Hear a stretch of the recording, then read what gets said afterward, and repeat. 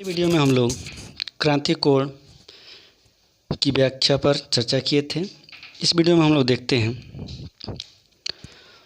Prism के न्यूनतम विचलन कोण, प्रिज्म कोण और अपवर्तनांक में संबंध क्या होता है। देखिए यहाँ पर लिखा गया है n बराबर sine A plus delta M by 2 whole upon sine A by 2। यहाँ पर n क्या है, माध्यम का अपवर्तनांक है, ए क्या है, प्रिज्म कोण है, डेल्टा एम क्या है, न्यूनतम विचलन कोण है। देखिए इस फार्मूले का यूज हम लोग क्वेश्चन लगाने के लिए करेंगे और इस पर बहुत ही अच्छे क्वेश्चन पूछे जाते हैं। इसलिए प्रतीकों के अर्थ और ये सूत्र आपको याद होने चाहिए, क्योंकि 2 नंबरों में इससे बोर्ड परीक्षाओं में प्रायः क्वेश्चन पूछता है। ठीक है, बहुत इंपॉर्टेंट है, अब ये फार्मूला याद रखेंगे।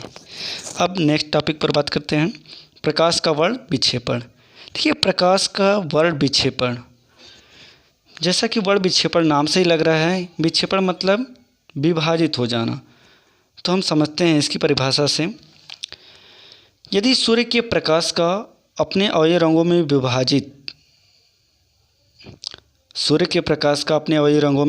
विभाजित हो जाना वर्ण विक्षेपण कहलाता है। यानी जो सूर्य का प्रकाश होता है यदि वो अपने 7 रंगों में विभाजित हो जाए तो इस घटना को हम लोग क्या बोलेंगे, वर्ण विक्षेपण बोलेंगे। ठीक है, आगे देखते हैं, ये 7 रंग समूह बढ़ते हुए तरंगदैर्घ्य के क्रम में निम्नवत होंगे। यदि इनके हम लोग रंगों का क्रम तरंगदैर्घ्य के आधार पर देखते हैं तो निम्नवत हैं। जैसे देखिए बैगनी, इसकी जो तरंगदैर्घ्य है 4000 एंगस्ट्रॉम से लेकर 4300 एंगस्ट्रॉम है।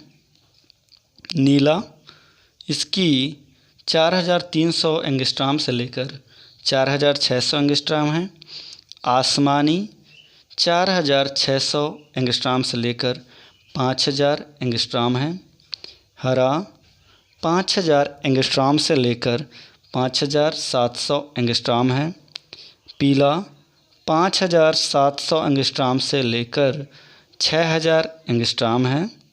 नारंगी 6000 एंगस्ट्रॉम से लेकर 6400 एंगस्ट्रॉम है। लाल 6400 एंगस्ट्रॉम से लेकर 7500 एंगस्ट्रॉम है। ठीक है, इस प्रकार आप तरंगदैर्घ्य का क्रम याद रख सकते हैं। ये बहुत ही इम्पोर्टेंट होता है, इसलिए आप इसे याद रखेंगे।